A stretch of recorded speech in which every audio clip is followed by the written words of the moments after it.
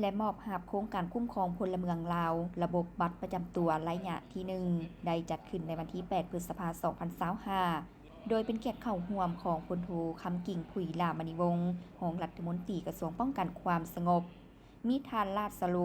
วาลาดีรองรัฐมนตรีกระทรวงการต่างประเทศและการค้าฮงการีท่านลัสโลโกวัสประธานกลุ่มบริษัทพรซิสเต็มพร้อมด้วยภาคส่วนที่เกี่ยวข้องเข้าร่วมในพิธีพลโทคำกิ่งผุยลามณีวงศ์ได้กล่าวว่าโครงการคุ้มครองพลเมืองลาวระบบบัตรประจำตัวระยะที่1ที่ได้นำใช้งบประมาณเงินกู้จากรัฐบาลฮงการีจำนวน$20 ล้านสหรัฐมาพัฒนา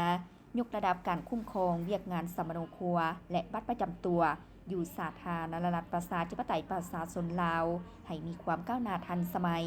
โครงการดังกล่าวได้เริ่มจัดตั้งปฏิบัติมาแต่ปี 2017 กระทรวงป้องกันความสงบลาวได้มอบหมายให้กรมคุ้มครองสมโนครัวและก่อสร้างรากฐานเป็นหัวหน่วยจัดตั้งปฏิบัติโครงการโดยร่วมกับบริษัทพรซิสเต็มได้แบ่งเป็น 10 ระยะในการจัดตั้งปฏิบัติคือระยะกาเกียมระยะสำรวจบรรดาความยังคงต้องการของโครงการ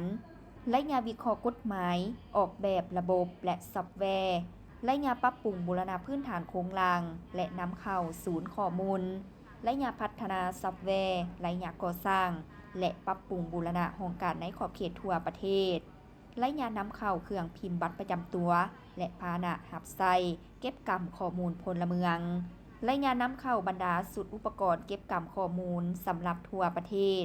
ระยะฝึกอบรมบุคลากรผู้รับผิดชอบเวียกงานในขอบเขตทั่วประเทศและระยะการปิดและรับประกันโครงการนอกจากเป็นการพัฒนาระบบคุ้มครองพลเมืองลาวให้มีความทันสมัยเก็บกำข้อมูลของพลเมืองได้ทั่วประเทศอย่างเป็นระบบแล้วฐานข้อมูลเองก็มีความปลอดภัย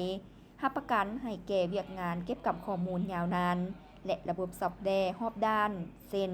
ซอฟต์แวร์สมโนครัวบัตรประจำตัวและอาชีพพาหนะพิเศษซึ่งจะช่วยให้เจ้าหน้าที่สามารถคุ้มครองบรรดาเวียกงานวีซ่าเฉพาะได้อย่างมีประสิทธิภาพ